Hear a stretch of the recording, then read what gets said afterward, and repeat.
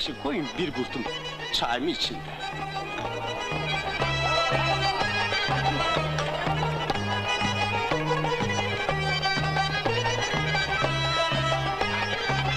Azərbaycan deyəndə ilk ağla gələnlərdən biri də çaydır. Amma bizim çay içməyə adətimiz də fərqlidir, özəldir. O çay armudu stəkanda içiləndə həm dadı, həm də anlamı dəyişir.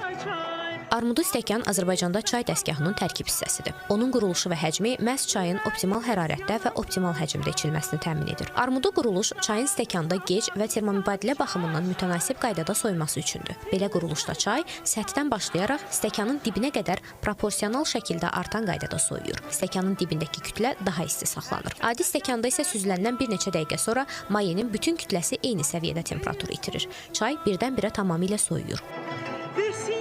Armudu stəkanın bəlli həcmi təsadüfən seçilməyib. Bu çayın orqanizmə effektiv və mütənasib porsiyalarla qəbul edilməsinə xidmət edən həcmdir. Qədim samavarın buxarı, kiçik stəkanaltılar, nənələrimizin öz əlləri ilə düzəltdiyi mürəbbə hamısı birləşib bir tablo yaradır. Azərbaycan çay süfrəsi, çay dəstgahı. O çay ki, zaman-zaman şəninə bəstələr yazılıb, nəğmələr qoşulub.